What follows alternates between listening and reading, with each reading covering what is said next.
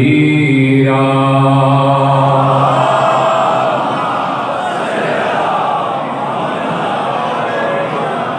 أما بعد فقد قال رسول الله صلى الله عليه وآله وسلم إن ابنتي فاطمة سيدة نساء العالمين من الأولين والآخرين في الدنيا والآخرة صلوات پڑھیں محمد وعلى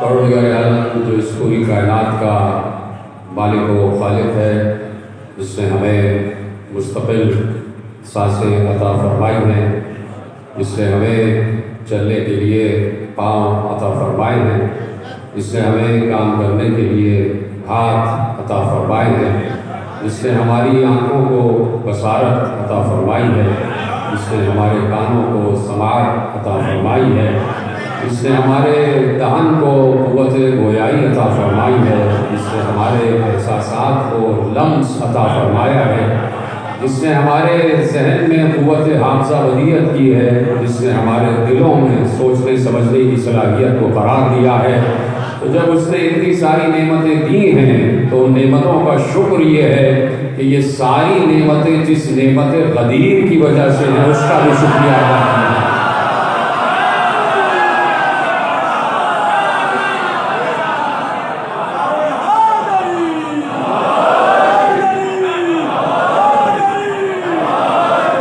اس لیے کہ غدیر پر نعمت کا اتمام ہوا ہے، اتمام نعمت ہے غدیر پر، اور اگر کہیں نعمت سے مراد یہ نعمتیں سمجھی جا رہی ہیں تو ان نعمتوں کا اتمام بھی غدیر میں ہے۔ اس لیے کہ لسان اللہ نہ ہو تو انسان بول نہیں سکتا، اذن اللہ نہ ہو تو انسان سن نہیں سکتا، عین اللہ نہ ہو تو انسان دیکھ نہیں سکتا۔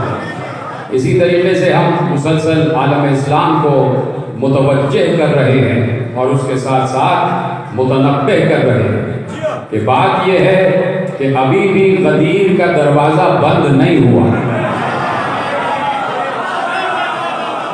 ابھی بھی در غدیر بند نہیں ہوا، ابھی بھی 1400 برس پہلے سے لے کے اور آج تک غدیر کا دروازہ کھلا ہوا ہے، اور یہ ہمارے رضا خانوں کے دروازے ہیں ہی غدیر کے دروازے، انہیں ہم کبھی بند نہیں کرتے۔ مسجد کے دروازے نماز کے بعد بند ہو جاتے ہیں، حسین کا دروازہ 24 گھنٹے کھلا رہتا ہے۔ در حسین مسلسل کھلا ہوا، یہ در نعمت الہی ہے، یہ در غدیر ہے، یہ در اتمام نعمت ہے، یہ در اکمال دین ہے۔ تو ہم کیوں نہ تذکرہ کریں اکمال دین کا، کہ جب اللہ نے خود آیت رکھ دی کہ آج دین کامل ہو گیا، تو ہم مسلسل سمجھا رہے ہیں عالم اسلام کو کہ نماز کے حکم پر نزول حکم نماز پر دین کامل نہیں ہوا تھا۔ یعنی جیسے ہی پیغمبر نے پہلے دن کہا، اب دیکھیے میں یہ جملہ کہنے میں حق بجا رہا ہوں کہ لا الہ الا اللہ سے بڑا کوئی پیغام نہیں، سب کہیں ہم تو پھر بات آگے بڑھے، لا الہ الا اللہ سے بڑھ کر کوئی پیغام نہیں ہے، اس لیے کہ اللہ سے بڑا کوئی نہیں، نہ کوئی ہے نہ کوئی ہو سکتا۔ مصطفیٰ بھی اللہ سے بڑے نہیں، مرتضیٰ بھی اللہ سے بڑے نہیں، سب سے بڑا اللہ، سب سے بڑا اللہ، وہ رازق بھی ہے، وہ رحمان بھی ہے، وہ رحیم بھی ہے، وہ کریم بھی ہے، وہ جبار بھی ہے، وہ ستار بھی ہے، وہ غفار بھی ہے، وہ قہار بھی ہے، وہ صبور بھی ہے، وہ شکور بھی ہے، وہ غفور بھی ہے، وہ محمن بھی ہے، وہ مہیمن بھی ہے، وہ عزیز بھی ہے، وہ متکبر بھی ہے، وہ ولی بھی ہے، وہ سلام بھی ہے، وہ قدوس بھی ہے، وہ لطیف بھی ہے، وہ خبیر بھی ہے، وہ سمیع بھی ہے، وہ بصیر بھی ہے۔ تو اب وہ اتنی قوتوں کا مالک سب سے بڑا ہے، اس نے پوری کائنات کو خلق کیا۔ تو میں پوچھنا چاہتا ہوں کہ لا الہ الا اللہ سے بڑھ کر کوئی پیغام نہیں ہو سکتا، اور پیغمبر نے سب سے پہلے دن جو تبلیغ رسالت کا پہلا جملہ تھا وہ یہی تھا کہ قولوا لا الہ الا اللہ۔ پہلے ہی دن سب سے بڑا پیغام دیا، پہلے ہی دن کہا کہ کہو لا الہ اتنا بڑا پیغام اللہ کے رسول نے کفار مکہ کے سامنے رکھ دیا، اس دن یہ آیت کیوں نہیں اتری کہ آج دین کامل ہو گیا، نعمت تمام ہو گئی؟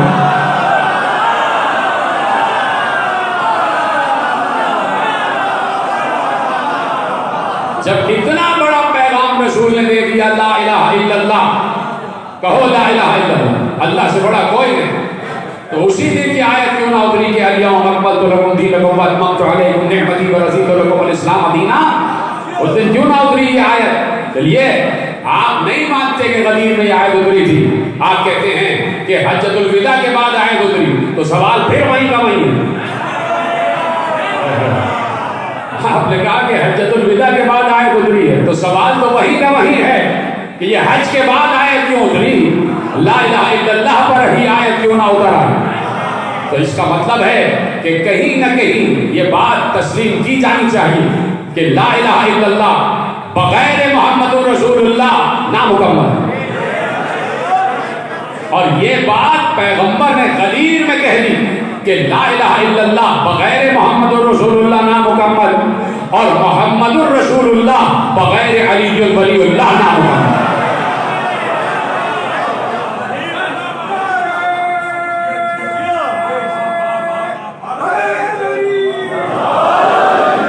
دیکھنا یہ ہے کہ یہ علی ہے کیا؟ سبھی بول پڑتے ہیں، سوال یہ ہے کہ یہ علی ہے کیا؟ یہ علی ہے کون؟ اس علی کے فضائل اتنے لامحدود کیوں ہیں کہ جہاں قرآن اپنے لیے کہہ رہا ہے وَلَوْ أَنَّمَا فِي الْأَرْضِ مِنْ شَجَرَةٍ أَقْلَامٌ وَالْبَحْرُ يَمُدُّهُ مِنْ بَعْدِهِ سَبْعَةُ أَبْحُرٍ مَا نَفِدَتْ كَلِمَاتُ اللَّهِ سورہ لقمان کی آیت، اور آیت سے آپ سمجھ جائیں گے کہ میں کہنا کیا چاہتا ہوں کہ وَلَوْ أَنَّمَا فِي الْأَرْضِ مِنْ شَجَرَةٍ أَقْلَامٌ وَالْبَحْرُ يَمُدُّهُ مِنْ بَعْدِهِ سَبْعَةُ أَبْحُرٍ مَا نَفِدَتْ كَلِمَاتُ اللَّهِ۔ اللہ کہہ رہا ہے اگر دنیا کے سارے درخت قلم بن جائیں، سارے سمندر سیاہیاں بن جائیں،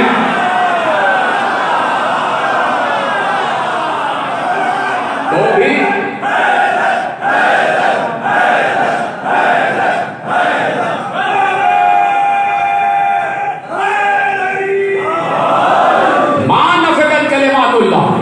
پھر بھی اللہ کے کلمات کا احسان نہیں کیا جا سکتا۔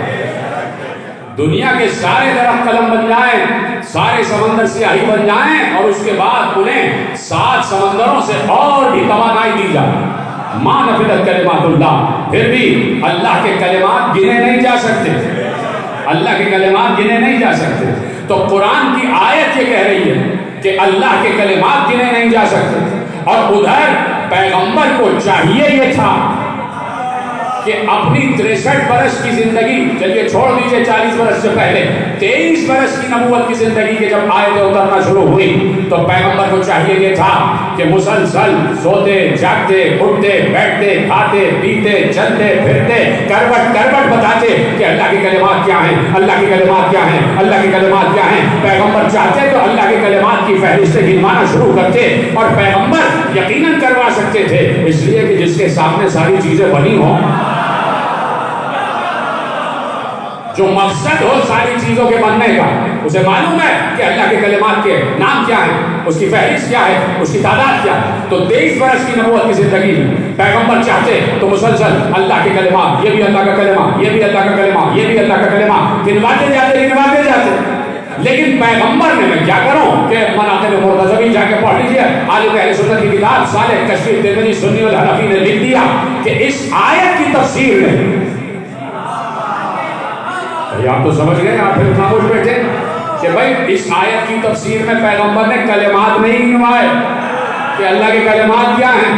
اصحاب نے پوچھا کلمات کیا ہیں، کہ سن لو آیت کی تفسیر یہ ہے دنیا کے سارے درخت قلم بن جائیں، سارے سمندر سیاہی بن جائیں، جنات لکھنے بیٹھے، انسان شمار کرنے بیٹھے، پھر بھی علی کے فضائل شمار میں نہیں آ سکتے۔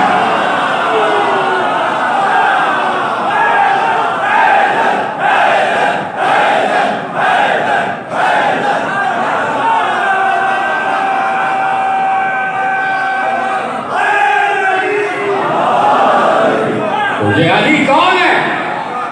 ان علی چیز کہ عالم ہمیں دیوان ہے ہوش۔ کون ہے یہ علی کہ پورا عالم اس کا دیوان، اور وہی دانا ہے جو اس کا دیوانہ. یہ علی ہے کون؟ یہ کہاں سے آیا علی؟ اور اس کو اللہ نے نام علی دیا. کیوں نام دیا علی؟ تو اب دیکھیے جہاں سے بات شروع ہو جائے، جب بات علی پہ آ جائے تو پھر انسان کا دل چاہتا ہے کہ بولتے چلے جائیں، گفتگو کرتے چلے جائیں. 13 رجب آ گئی، مادر علی کعبے میں بات ہو رہی ہے. کل میں نے گفتگو کی زوجہ پیغمبر پر اور مادر پیغمبر، جناب خدیجہ الکبریٰ سلام اللہ علیہا اور جناب آمنہ سلام اللہ علیہا.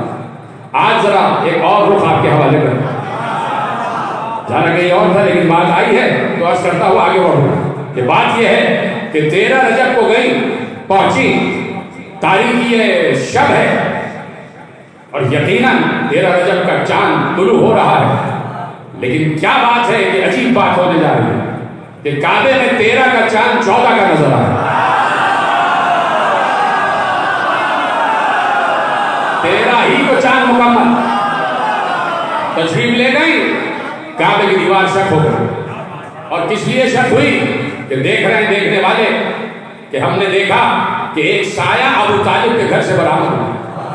ہم بیٹھے ہیں کعبے کے جوار میں، کچھ لوگ روایت یعنی محفوظ کر رہے ہیں، اس میں جناب عباس ابن عبد المطلب کی بھی یہ روایت ہے اور کچھ افراد کی تشریح فرما ہے. جیسے آپ کو کسی موقع پر علی یاد نہیں رہتے، ہمیں بھی کسی موقع پر کچھ لوگ یاد نہیں رہتے.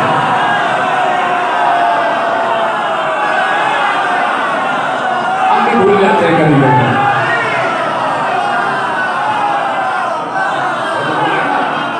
تو کچھ اور لوگ بھی تشریف فرما، انہوں نے کہا کہ ہم کعبے کے جوار میں بیٹھے تھے، چاندنی رات تھی اور ایسے میں ابو طالب کے گھر سے ایک سایہ برآمد. اس کا مطلب ہے کہ ابو طالب کا گھر کعبے سے متصل، بنی ہاشم کا محلہ کعبے سے متصل کا، وہاں سے ایک سایہ برآمد ہوا، نقاب میں ملبوس، مقنے میں ملبوس، اور جا کے رکن یمانی کی طرف کھڑے ہو گیا وہ سایہ اور اس نے کعبے کے پردے کو پکڑ کر کہا. کیا کہا؟ اس لفظ سے تو تم شناسا ہی نہیں تھے، اگر ابو طالب اور اس کی زوجہ یہ لفظ نہ رکھتے، ان الفاظ سے آپ شناسا نہیں تھے. جب ابو طالب نے عقد پڑھا ہے پیغمبر تو آپ کو کیا بتا کہ الحمدللہ کسے کہتے ہیں؟ میرا سلامت ہو. آپ کو کیا معلوم کہ الحمدللہ کسے کہتے ہیں اور الحمدللہ کیا ہے؟ آپ سے تو یہ کہلوا لیجئے کہ حمد ہے لات کی، حمد ہے منات کی، حمد ہے عزا کی. نہیں، ایک گھرانہ ہے کہ جہاں لفظ اللہ کا تعارف پہلے سے موجود ہے. کہہ دیا ابو طالب نے الحمدللہ الذی جعلنا من ذریۃ ابراہیم وزرع اسماعیل. وہاں سے حضرت ابو طالب نے خطبہ پڑھنے کا نہ وقت ہے اور سب آپ کو یاد ہے کہ وہاں سے حضرت ابو طالب نے عقد پیغمبر کا آغاز کیا کہ جہاں سے قرآن کا آغاز ہوا، وہیں سے قرآن کا آغاز ہو گیا. اور ادھر زوجہ ابو طالب مادر علی، مادر طالب، مادر عقیل، مادر جعفر، وہ گئی ہیں اور کعبے کے پردے کو پکڑ کر کہا رب انی مؤمنۃ بک. اللہ، رب انی مؤمنۃ بک. کہہ دیا الحمد کا تعارف شوہر نے کرایا اور رب کا تعارف زوجہ نے کرایا. رب انی مؤمنۃ بک، پروردگار پالنے والے، میں تجھ پر ایمان لائی اور تیری ساری کتب پر ایمان لائی. اب پورا جملہ آپ کے ذہنوں میں محفوظ ہے. کہہ دیا کہ اس وقت آئی ہوں تیرے دروازے پر، تو جانتا ہے کس لیے آئی ہوں، تو جانتا ہے کس لیے آئی. دیوار شک ہوئی، جناب بنت اسد کعبے کے اندر، دیوار بند ہو گئی. 13 رجب علی آ گئے، کعبے کے اندر علی آ گئے. آگے ٹھیک ہے آپ کہہ دیجئے کہ چاروں طرف بدھ بھی تھے اور شاید اندر بھی رہے ہوں. آپ کہہ رہے کعبے کی کوئی اہمیت تو تھی نہیں. اگر علی کعبے میں پیدا ہو گیا تو کون سی بڑی بات ہے. کعبے کے چاروں طرف بھی بدھ تھے، کعبے کے اندر بھی بدھ تھے، تو اس وقت تو بیت اللہ تھا ہی نہیں. اگر اس وقت بیت اللہ نہیں تھا تو اس وقت بھی بیت اللہ نہیں تھا جب ابرہہ نے حملہ کیا اور اللہ نے اس کے حفاظت کے لیے ابابیل بھیجی.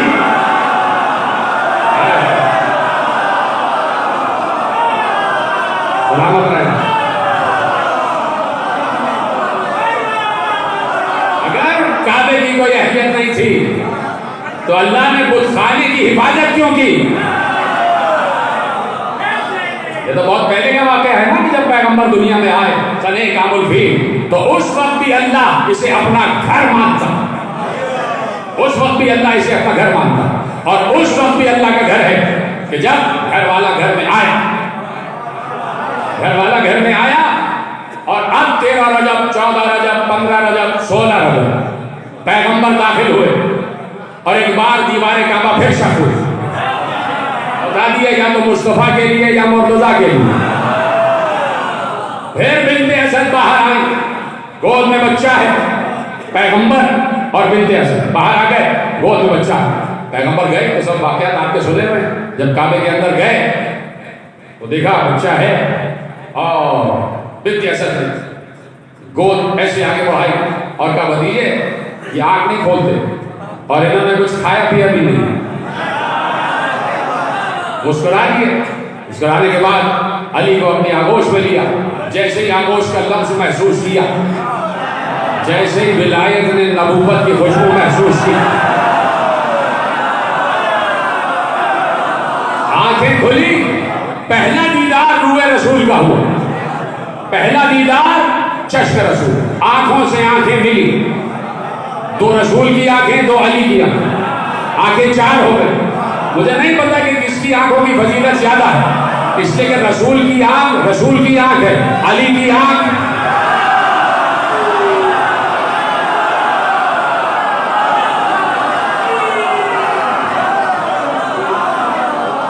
توجہ فرما دی نا آپ نے.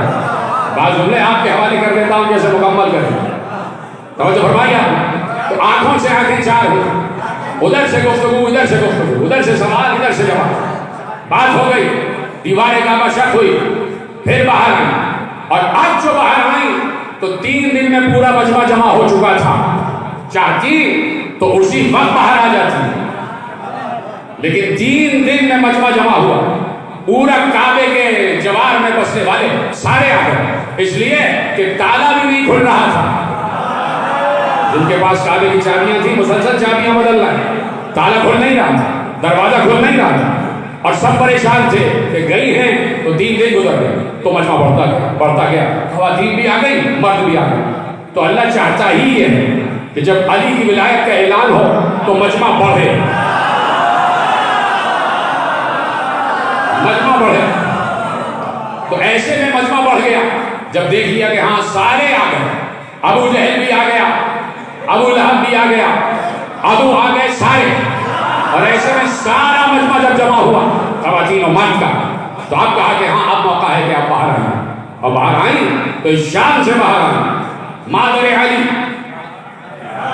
اس شان سے باہر آئیں کہ کہتی ہوئی باہر آئیں، کہتی ہوئی باہر آئیں. کیا کہتی ہوئی باہر آئیں؟ کہا کہ اللہ اکبر. اب خود بیوی کہہ رہی ہیں. اور دیکھیے کچھ الفاظ شہزادی نے ایسے استعمال کیے ہیں مادر علی نے کہ جو بعد کے ائمہ نے بھی اسے ایک سند کے طور پر اپنے فضائل میں استعمال کیا. اب بیوی کہتی ہوئی آئیں انی فضلت علی من تقدمنی من النساء. کا سنا بیوی کہہ رہی ہے اور بابا جو بلند کہہ رہی ہے، اور آپ بھی بابا جو بلند جواب دیجیے گا. انی فضلت علی من تقدمنی علی النساء. کا سنا کائنات کی تمام عورتوں پر اللہ نے مجھے آج فضیلت عطا کی. اتنا سلامت رہے.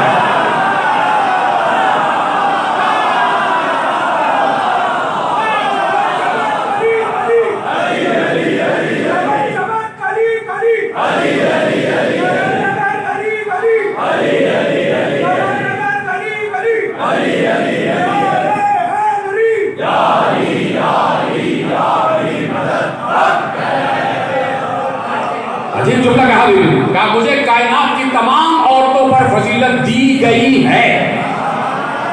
مجھے فضیلت دی گئی ہے کائنات کی تمام عورتوں. اب سنا وہ اللہ کے شیر کی ماں ہے. پہلے تو یہ ذہن میں رکھیں لسان اللہ کی والدہ، لسان اللہ کی والدہ یعنی جس کی زبان اللہ کی زبان ہے. تو کہاں سے گفتگو کا آغاز کیا؟ کہا کہ مجھے کائنات کی تمام عورتوں پر فضیلت دی گئی. پھر کہا کہ وہ آسیہ بنت مزاحم تھی، وہ آسیہ بنت مزاحم تھی. کون تھی آسیہ بنت مزاحم؟ عبدت اللہ، جنہوں نے عبادت کی سرًا چھپ کر، فی موضع، اس موضع میں، اس جگہ پر، لا يحب ان يعبد اللہ الا اسرارا. کہا کہ وہ آسیہ بنت مزاحم تھی. اب دیکھیے یہ فصاحت ہے، یہ بلاغت ہے، یہ صاحب نہج البلاغہ کی ماں ہے. اور اگر علی کو اپنے جیسا سمجھتے ہو تو یہاں پر بھی ایک نقطہ ہے کہ ہر بچہ زبان اپنی ماں سے ہی سیکھتا ہے.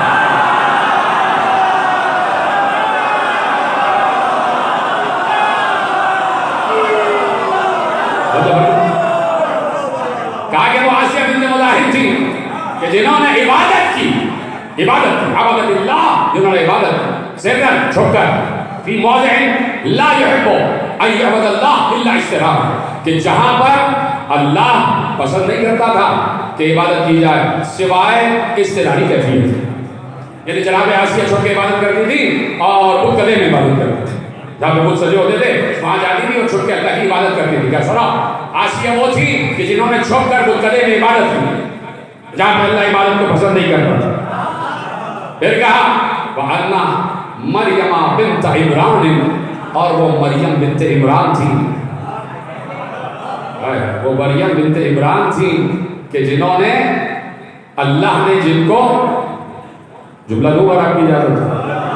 دیکھیے صرف ایک لفظ کے لیے زحمت دے رہا ہوں، بی بی کا خطبہ پڑھنا نہیں تھا، صرف ایک لفظ جو اس خطبے میں ہے اور جو بی بی نے ارشاد فرمایا. اور میں نے کہا نا کہ بہت سے معصومین نے ان الفاظ کو سند کے طور پر اپنے فضائل میں استعمال کیا. کہا کہ وہ آسیہ بنت مزاحم تھی کہ جنہوں نے چھپ کر عبادت کی ایسے موقع پر، ایسے مقام پر کہ جہاں اللہ عبادت کو پسند نہیں کرتا. اور کہا وہ مریم بنت عمران تھی کہ جو جب ولادت ہو گئی تو پھر ان کو اللہ نے گھر سے باہر نکالا اور کہا مریم یہ بچہ کھانا نہیں ہے، کیا باہر جاؤ.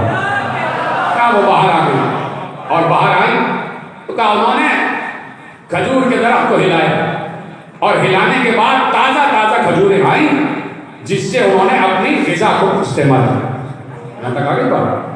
وہ آسیہ بنت مزاحم تھی اور یہ مریم بنت عمران کہ جنہوں نے جب درخت کو ہلایا عزت ناخلۃ یابسہ کا، جنہوں نے نخل کو کھجور کے درخت کو ہلایا حتیٰ اکلت، یہاں تک کہ رطبا جنیہ، جنہوں نے تازہ خورمے کھائے، تازہ کھجوریں کھائے.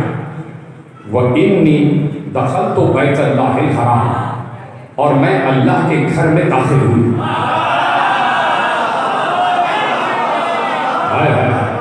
دیکھیے کہا کہ وہ تھی کہ جنہوں نے ایسے موقع پر، ایسے مقام پر اللہ کی عبادت کی کہ جہاں عبادت اللہ کو پسند نہیں تھی، بت خانے میں.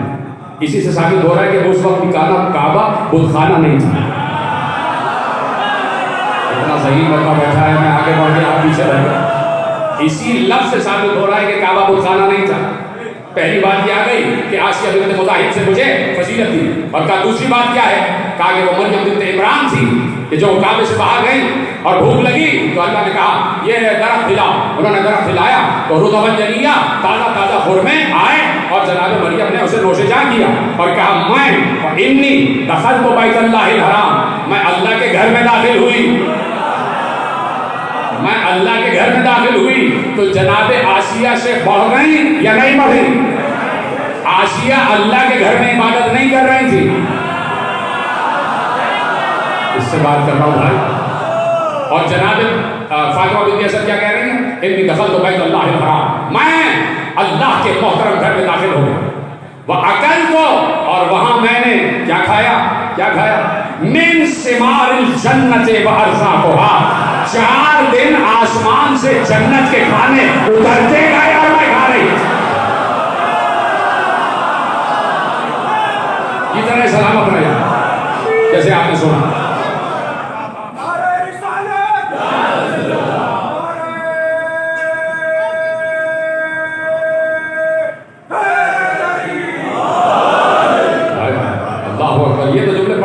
پڑھنا تو اب ہے جو پڑھنے جا رہا ہوں.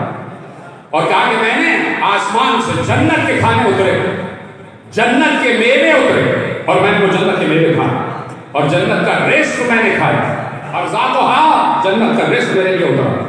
کہا کہ فإنی اردت ان اخرج, اور جیسے ہی میں نے چاہا کہ میں کعبے سے باہر آؤں, حتفا بی حاتف یا فاطمہ سمیہ علی وہو علی هو اللہ العلی الاعلی. کہ جیسے ہی میں نے ارادہ کیا کہ میں کعبے سے باہر آؤں, مجھے حاتف کی صدا آئی, اے فاطمہ اس کا نام علی رکھنا, یہ علی ہے اور اللہ بھی علی ہے.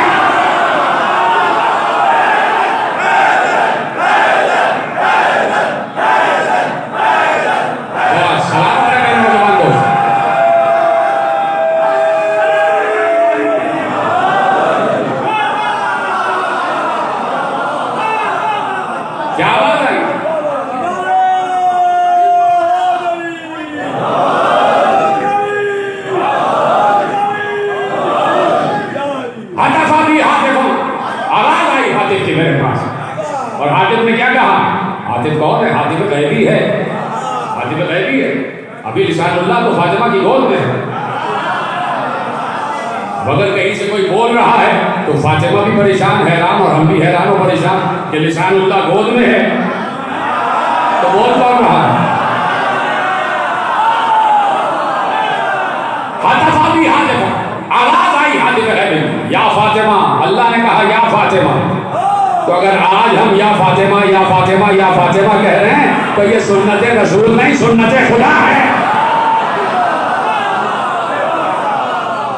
یا فاطمہ سمیہ علی, اے فاطمہ اس کا نام علی رکھو. یہ بات یہ غلط نہیں ہوئی, کیا کہا؟ سمیہ علی, اس کا نام علی رکھو. فہو علی, یہ علی ہے. محفوظ کیا, خدا کو سلامت رکھے. فہو علی, یہ علی ہے, ایسا نہیں ہے کہ صرف نام رکھا جا رہا.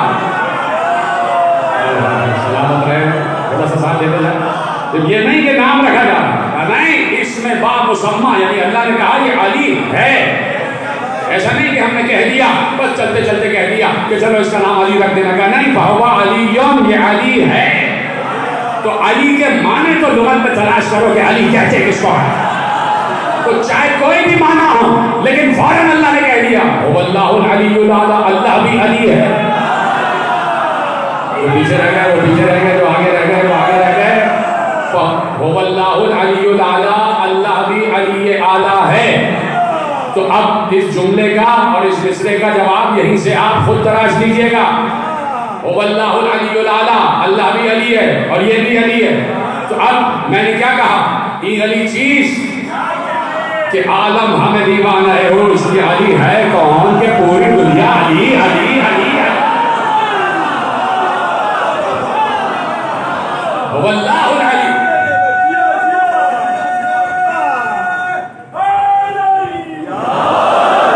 هو اللہ العلی الاعلی, اللہ علی ہے اور اعلیٰ علی ہے.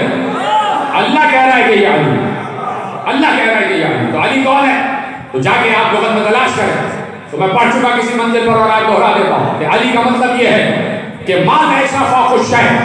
جا کے پڑھیے, کسی بھی لغت کو جا کے پڑھیے گا, علی کا مطلب یہ نکلے گا ما لیس فوق الشیء. علی کہتے ہی اس کو ہے جس کے بلند کوئی اور نہ ہو. ادھر سلامت رہے. علی کے نام پہ ایسے بولنا چاہیے جیسے آپ بول رہے ہیں. ما لیس فوق الشیء, جس سے اوپر کوئی شے نہ ہو, اسے علی کہتے ہیں. اور پھر کیا کہا کہ علی کا مطلب یہ ہے اعلیٰ فی المکان و اعلیٰ فی المقام. علی وہ ہے جو مکان کے اعتبار سے بھی اعلیٰ ہو اور مقام کے اعتبار سے بھی اعلیٰ ہو. اور مادر علی کہہ رہی ہے کہ اللہ نے کہا فہو علی, جو یہ علی ہے.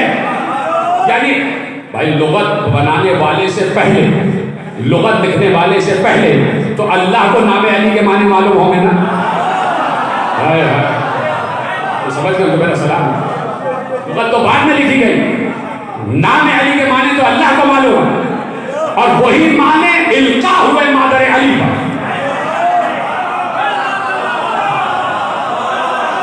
نہیں, میں جملہ بدل رہا ہوں. وہی معنی القا ہوئے مادر علی پر نہیں, وہی معنی وہی ہوئے مادر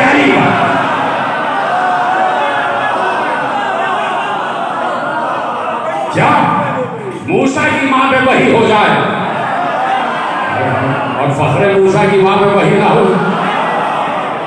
فخر موسیٰ کی مادر گرامی پر وحی نہ ہو، تو کہہ دیا بہو علی ہو. علی کا مطلب مالا ایسا فوق شے جس سے اوپر کوئی شے نہ ہو. اعلیٰ فی المکان و اعلیٰ فی المقام، جو مکان کے اعتبار سے بھی اعلیٰ ہو اور جو مقام کے اعتبار سے بھی اعلیٰ ہو. تو لاؤ کسی ہوتے سوتے کو لاؤ جو مقام کے اعتبار سے اعلیٰ ہو. ذرا دکھاؤ کوئی ہے جو اللہ کے مقام میں آیا ہو؟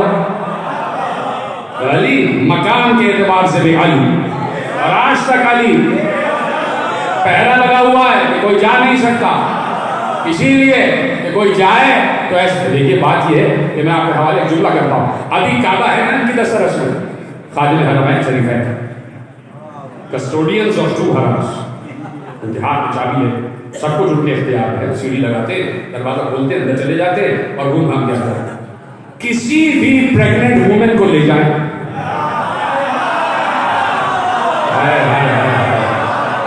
پتہ نہیں سمجھے کہ نہیں سمجھے، دیکھ رہے ہیں آپ، تو جو دروازہ بند ہوا تو آج تک بند ہے. وہ سمجھ گئے بھائی، ان کو سلام ہے، جو نہیں سمجھ ان کے لیے دعا.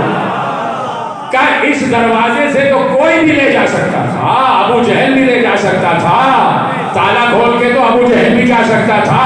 بات یہ ہے کہ دیوار میں در بنا کے دکھا، دیوار میں در بنا کے دکھا. تو علی اعلیٰ فی المقام، اور اعلیٰ فی المقام مقام کے اعتبار سے بھی اعلیٰ اور مقام کے اعتبار سے بھی اعلیٰ. مقام کے اعتبار سے اعلیٰ میرا جملہ نہیں، علامہ حضرت حسن زیدی کا جملہ لے جائیے کہ مقام کے اعتبار سے اعلیٰ علی ایسے کہا کہ یہ سطح زمین سرا سے بلند، سطح زمین سے بلند خلا، خلا سے بلند فضا، فضا سے بلند ہوا، ہوا سے بلند پہلا آسمان، پہلے آسمان سے بلند دوسرا آسمان، تیسرا، چوتھا، پانچواں، چھٹا، ساتواں، کون سب سے بلند عرش، عرش پر پیغمبر کے نالین. تو پیغمبر کے نالین عرش سے بلند، پیغمبر کے نالین عرش سے بلند، پیغمبر کے پاؤں کے تلوے نالین سے بلند، پیغمبر کی پنڈلیاں تلووں سے بلند، پیغمبر کی رانیں پنڈلیوں سے بلند، پیغمبر کا شکم رانوں سے بلند، پیغمبر کا سینہ شکم سے بلند، پیغمبر کا گوشت سینے سے بلند اور گوشت بلانی بلند.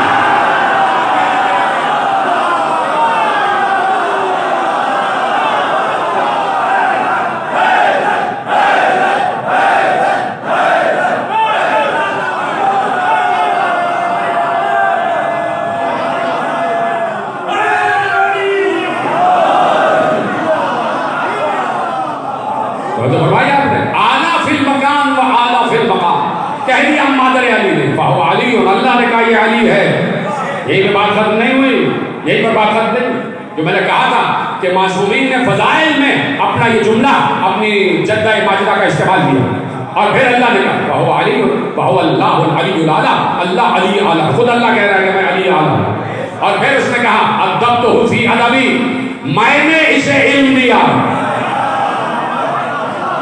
یہ طرح سلامت رہے، حالانکہ اس سے زیادہ آپ کو داد دینی چاہیے تھی. اللہ کہہ رہا ہے ادبتہ فی ادبی، میں نے اسے ادب سکھایا ہے، میں نے اسے علم دیا ہے، میں نے اسے تعلیم دی ہے. خبردار، جب میں نے اسے تعلیم دی ہے تو کوئی اس پر اپنا استاد ہونے کا دعویٰ نہ کرے.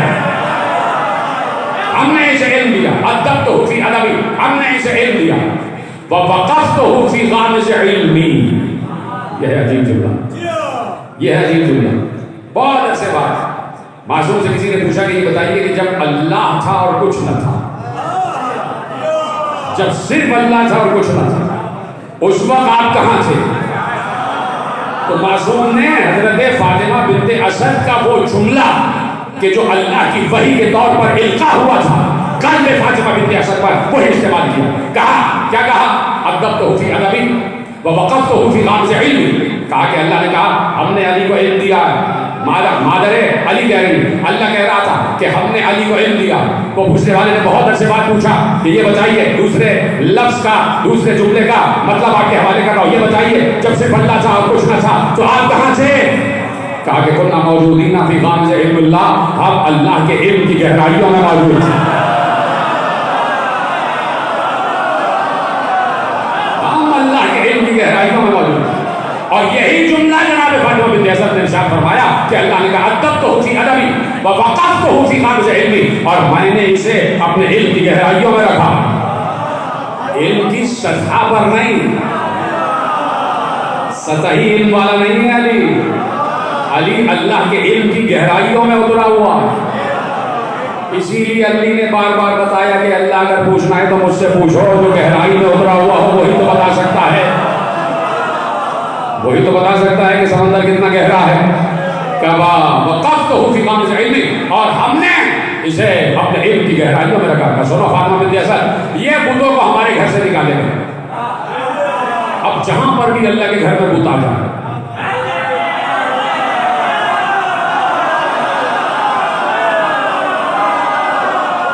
یہ بتوں کو ہمارے گھر سے نکالے گا۔ یکسر الاسنام، یہ اسنام کا توڑنے والا ہے، یہ بتوں کا توڑنے والا ہے، یہ بتوں کو ہمارے گھر سے نکالے گا اور یہی ہمارے فضائل بیان کرے گا اور یہی ہمارے گھر کے پیچھے کھڑے ہو کر اذان دے گا۔ اذان دے گا، دیکھیے قرآن کی آیت ہے کہ مؤذن اذان دے گا، قرآن کی آیت ہے سورہ بقرہ میں آیت ہے کہ مؤذن اذان دے گا، مؤذن اس دن اذان دے گا۔ تو لوگوں نے پوچھا کہ مؤذن کون ہے؟ کہا وہ مؤذن علی ہے جو محشر کے دن اذان دیں گے، اور اللہ کا گھر جو بیت المعمور ہے اس سے متصل علی کھڑے ہو کے اذان دیں گے، سارے اولین سے آخرین تک سارے انسان موجود ہوں گے اور علی اذان دیں گے۔ اچھا اچھی بات ہے، علی اذان دیں گے تو سب کے ذہن میں آگے علی کہیں گے اللہ اکبر اللہ اکبر اللہ اکبر اللہ اکبر اشہد ان لا الہ الا اللہ اشہد ان لا الہ الا اللہ اشہد ان محمد رسول اللہ اشہد ان محمد رسول اللہ اشہد انی ولی اللہ، یہ کہہ دیں گے۔ سامنے کا شاید یہ کہیں گے حی علی الصلاح حی علی الفلاح حی علی خیر العمل اللہ اکبر لا الہ الا اللہ لا الہ الا اللہ، سب کا یہ کہیں گے، لیکن قرآن نے کہا یہ نہیں کہیں گے۔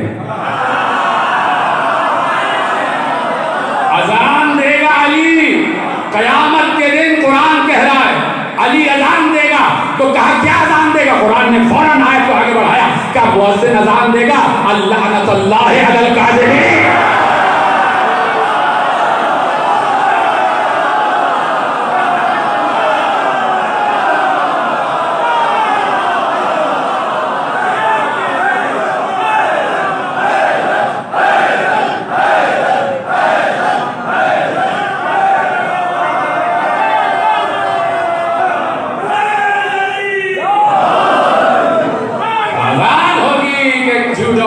ظالموں پر اللہ کی لعنت۔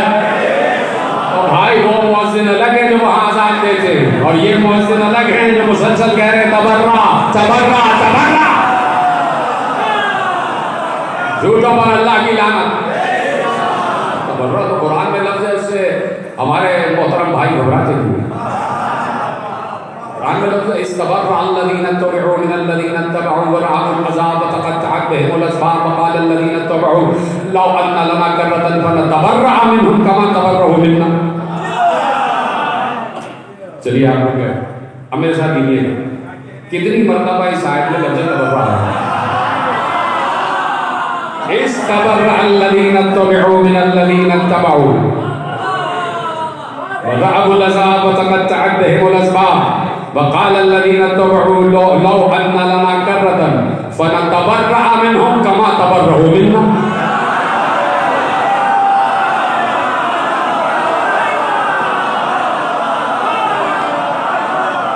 اور جب قرآن تو اس دن بھی مؤذن اذان دے گا کہ جھوٹوں پر اللہ کی لعنت، جھوٹوں پر اللہ کی لعنت۔ میرے عزیزو ایسے ہی نہیں اللہ نے علی کا نام اپنے نام پہ رکھا، تو چونکہ علی کو آنا تھا اس لیے صلب بھی علی اور رحم بھی علی۔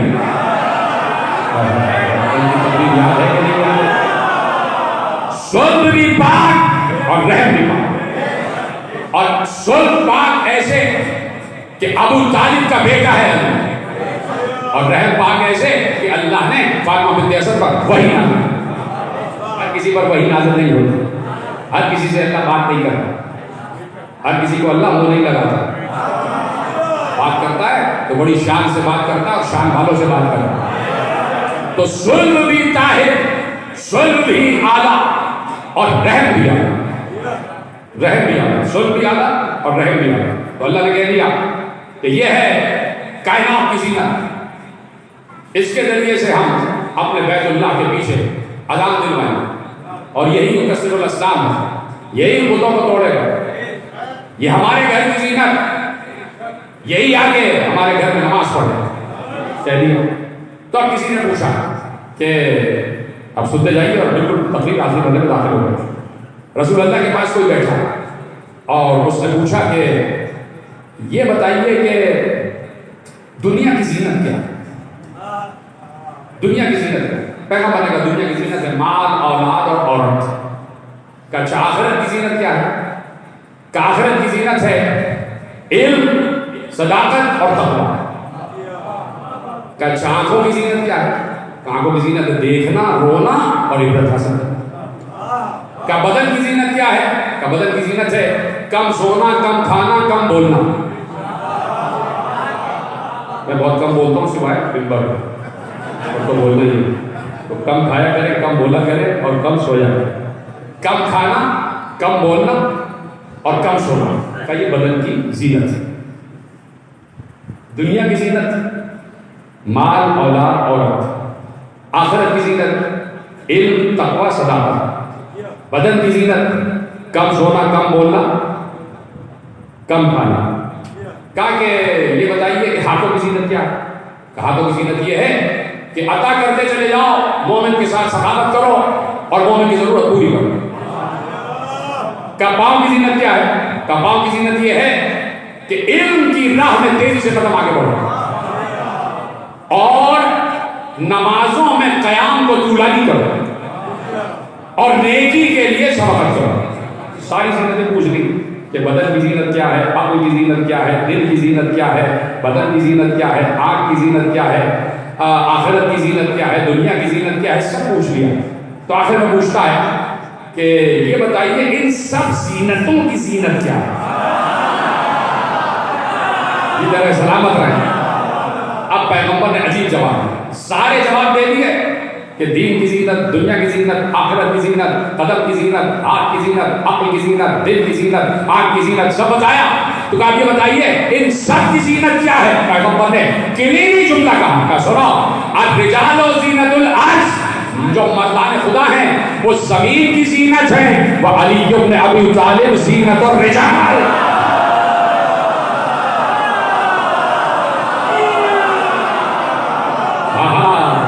ابھی تو ماں پہ ذکر ہوا ہے نا، علی کی مادر گرامی پہ ذکر ہو رہا ہے۔ اب دیکھیے میں پڑھ رہا ہوں، کہا کہ الرجال زینت العرش، مردان خدا زمین کی زینت ہے، وعلی زینت الرجال، اور علی ان تمام مردان خدا کی زینت ہے۔ یعنی سارے نیکوکاروں کی زینت علی ہے کہ نہیں؟ سب کی زینت علی، یعنی دل کی زینت بھی علی، زبان کی زینت بھی علی، آنکھ کی زینت بھی علی، ہاتھ کی زینت بھی علی، قدم کی زینت بھی علی، دنیا کی زینت بھی علی، آخرت کی زینت بھی علی، دل کی زینت بھی علی، قدم کی زینت بھی علی۔ اور ایک بار اسی علی کے گھر ایک بیٹی آئی، جب بیٹی کا نام پوچھا گیا کہا یہ زینت ہے علی کی۔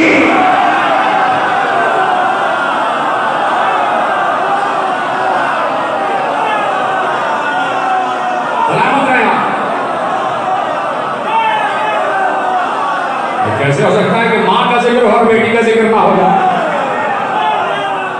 کہا کہ علی سب کی زینت اور علی کی زینت زینب، علی کی زینت زینب۔ تو اب آپ سے پوچھنا چاہتا ہوں، علی کیا صرف علی ہے؟ علی کیا صرف علی ہے؟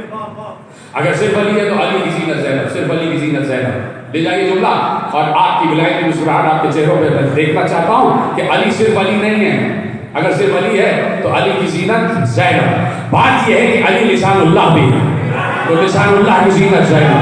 علی عید اللہ بھی ہے، عید اللہ کی زینت زینب۔ علی وجہ اللہ بھی ہے، وجہ اللہ کی زینت زینب۔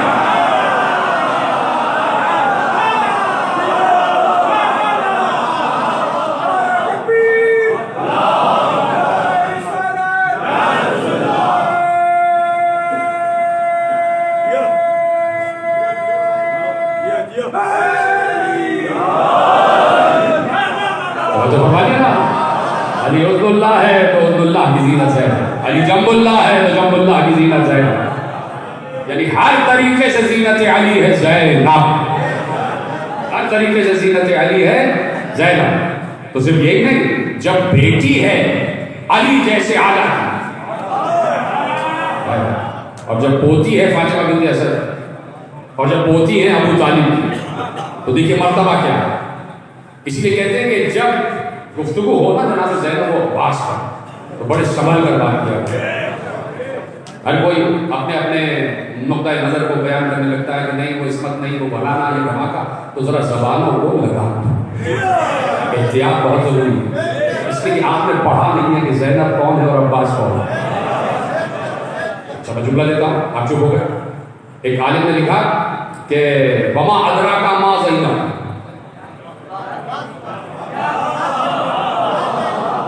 بڑی دیر سے آپ آ رہے صاحب، وما ادراک ما لیلۃ القدر ہے، ایک عالم کا جملہ ہے خصائص زینبیہ، اور اس میں وہ لکھ رہے ہیں کہ ما ادراک ما زینب، تم کیا جانو کہ زینب کیا ہے. سلامت رہے جو آپ ترجمہ کیا، یہ نہیں کہا کہ تم کیا جانو کہ زینب کون ہے.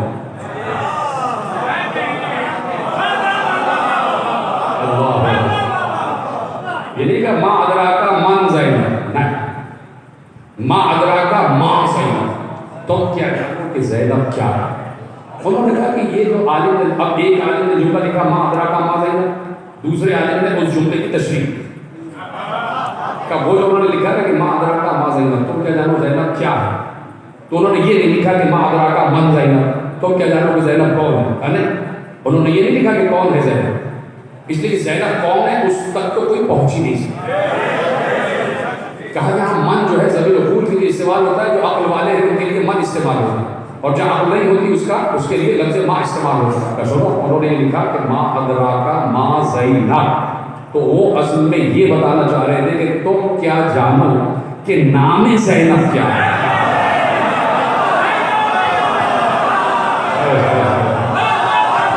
دو سلام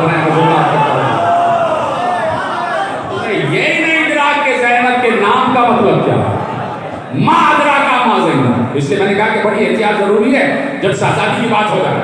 اور ابھی جملہ نہیں کہہ رہا، دیکھیے ایک شخص آیا اور بالکل آخری زمانہ ہے کہ جب امام غیبت میں چلے گئے اور شخص آیا، اور وہ آیا تو امام کی بھوبی جناب حکیمہ خاتون کی طرف آیا، اور اس نے کہا کہ وہ غیبت میں ہیں، تو اب ان کی غیبت میں ہم کس سے رجوع کریں، کس سے رجوع کریں جو معاملہ. کہا کہ امام حسن عسکری اسلام کی والدہ سے. کہا آپ یہ کہہ رہے ہیں کہ ہم صاحب غیبت کے ہوتے ہوئے ایک عورت کی تکلیف میں چلے جائیں، ایک خاتون کی تکلیف. کہا اسی صاحب غیبت نے کہا کہ میری دادی کی طرف رجوع کرنا. کہا اس سلسلے میں کوئی دلیل ہے؟ کیا دلیل ہے؟ کا دلیل کیا ہے؟ کا دلیل یہ ہے، مسائل نہیں فضائل ہے. کا دلیل یہ ہے کہ جب حسین جانے لگے میدان کی طرف، تو حسین نے پوری امت کی نگرانی زینب کے حوالے کہ جب تک زین العابدین بیمار ہیں اس وقت تک زینب نگران ہے. پہنچ گئی بات؟ تو ابھی تک میں جملہ کہا ہی نہیں. میں نے کہا بڑی احتیاط کی ضرورت ہے جب شہزادی پر اور حضرت ابو الفضل پر بات آ جائے، اس لیے کہ حضرت ابو الفضل کا لقب ہی ابو الفضل ہے. لوگوں نے کہا کہ وہ بات صحیح ہے کہ ان کا ایک بیٹا فضل نام کا تھا، اس کی وجہ سے ابو الفضل ہے، لیکن اس کی وجہ سے نہیں ہے. عباس کے فضائل اتنے ہیں کہ جیسے علی ابو دلال ہیں ویسے عباس ابو الفضل ہے. مجھے پڑھنا نہیں تھا لیکن بات آگے بڑھ جائے اس میں. تو آپ سنیے جملہ، اور شاید فضائل کا آخری جملہ ہو جائے گا. سنو، لکھا انہوں نے، اور لکھنے کے بعد صاحب خصائص زینبیہ جملہ انہوں نے لکھا. کہ سنو، ان اللہ قد زین عرشہ، اللہ نے اپنے عرش کو زینت دی. کس سے زینت دی؟ باسم اصحاب الکساء الذین اذهب اللہ عنہم الرجس وطہرہم تطہیرا. کہ اللہ نے اپنے عرش کو زینت دی نام محمد، علی، فاطمہ، حسن، حسین سے. ہے میرے ساتھ عالم لکھ رہا کہ اللہ نے اپنے عرش کو زینت دی 5 ناموں سے، اصحاب الکساء سے، محمد، علی، فاطمہ، حسن، حسین. جملہ لے جائیے آپ، اور اس جملے کو اپنے قلب پر، لوح قلب پر اپنے سونے کے افکار سے لکھ لیجیے اور یاد رکھیے گا. ایک عالم کا جملہ آپ کے حوالے کر رہا کہ ان اللہ قد زين عرشه باسم اصحاب الكساء الذين اذهب الله عنهم الرجس وطهرهم تطهيرا محمد علي وفاطمہ والحسن والحسین. اللہ نے اپنے عرش کو زینت دی 5 ناموں سے، محمد، علی، فاطمہ، حسن، حسین، اور کہا وَكَذَلِكَ، اور ایسے ہی زینا فی اللوح المحفوظ، ایسے ہی اللہ نے لوح محفوظ کو زینت دی بے اسم زینا. سلام کریں آپ.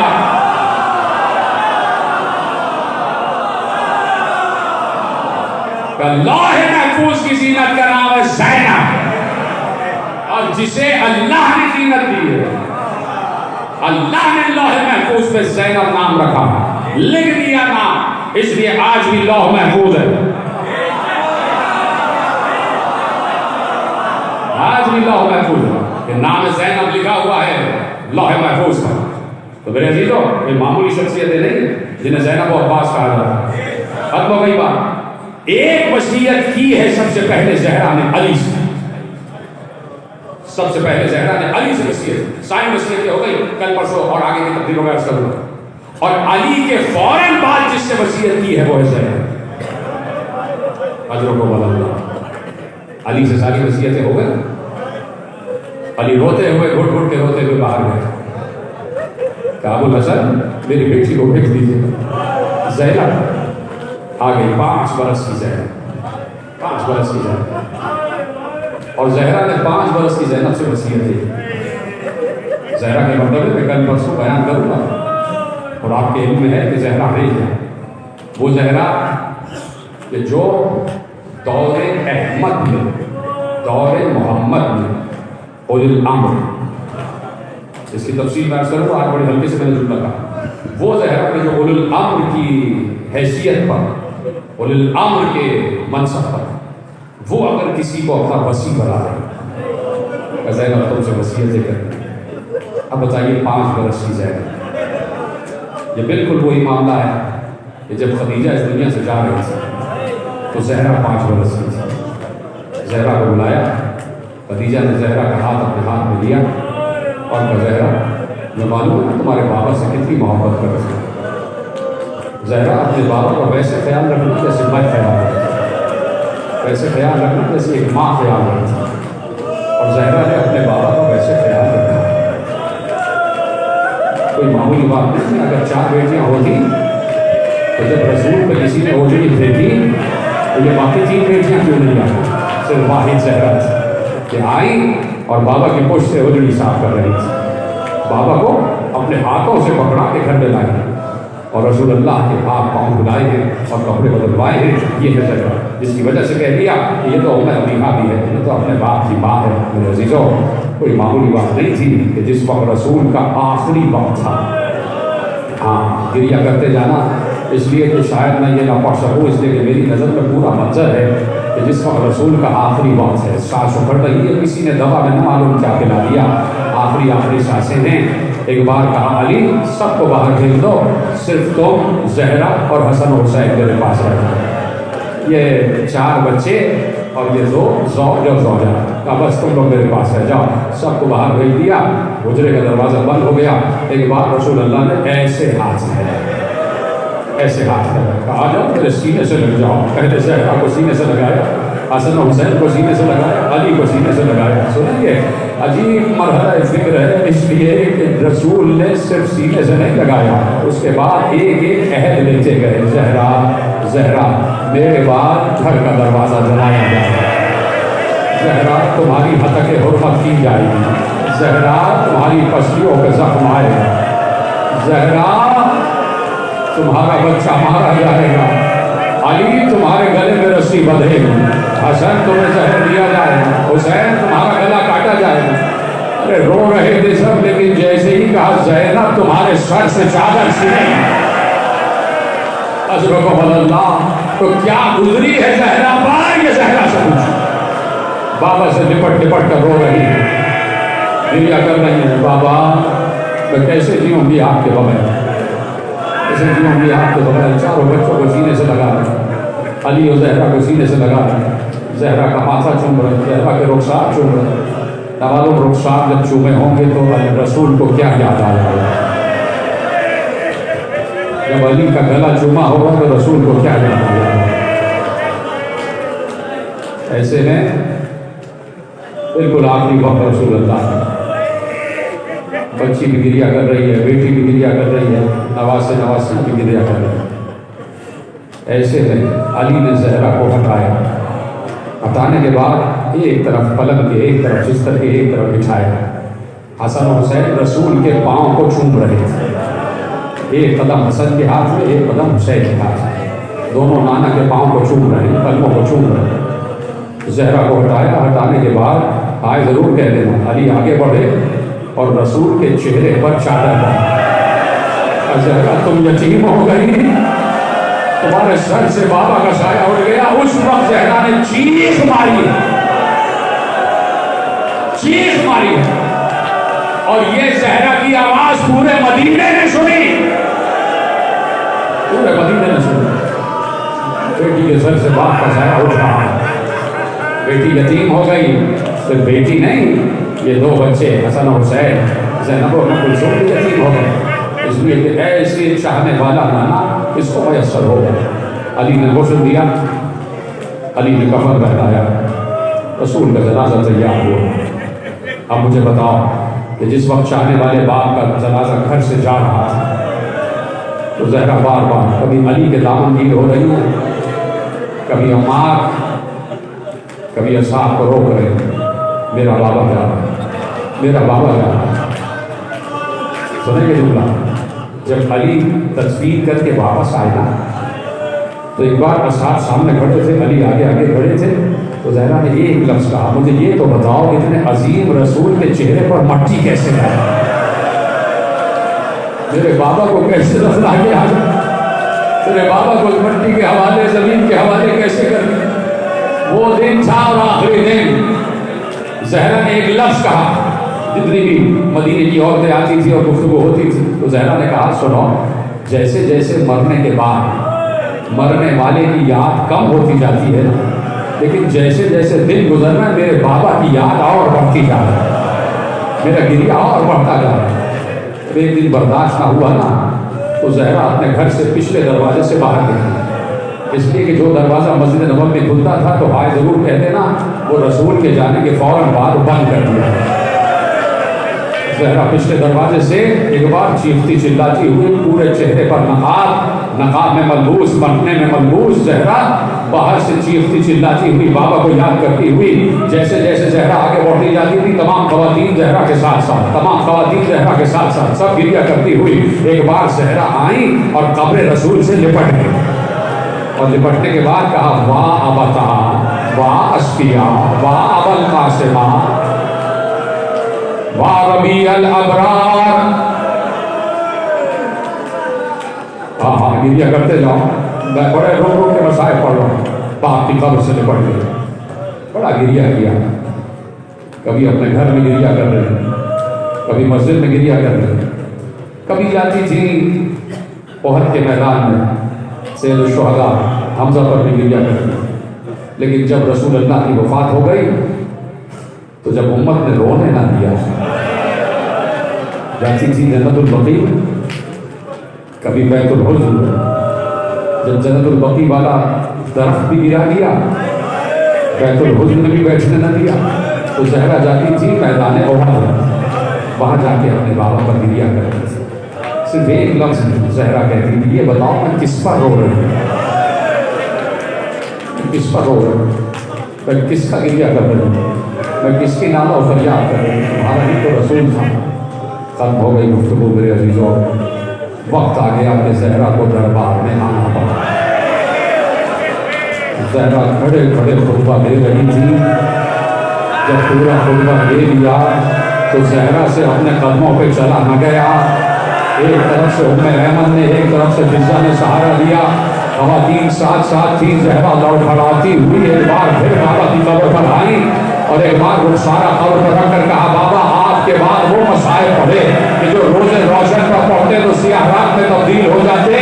یہ کہہ کے زہرا اٹھی اور لڑکھڑاتی ہوئی گھر تک گئی. محمد شہزادی ایک خطبہ دیا تھا، بی بی زہرا ایک خطبہ دیا تھا. اپنے قدموں پہ کھڑے نہ رہا گیا. بی بی اس وقت آپ کو سہارا دے کے خواتین گھر تک لے گئی. ذرا آئیے, زینب کبھی کوفے میں کبھی شام میں خطبے دے رہی ہے اور عالم یہ ہے کہ سر پر چادر نہیں. کبھی عباس کو آواز, کبھی بابا کو آواز, کبھی بھیا کو آواز.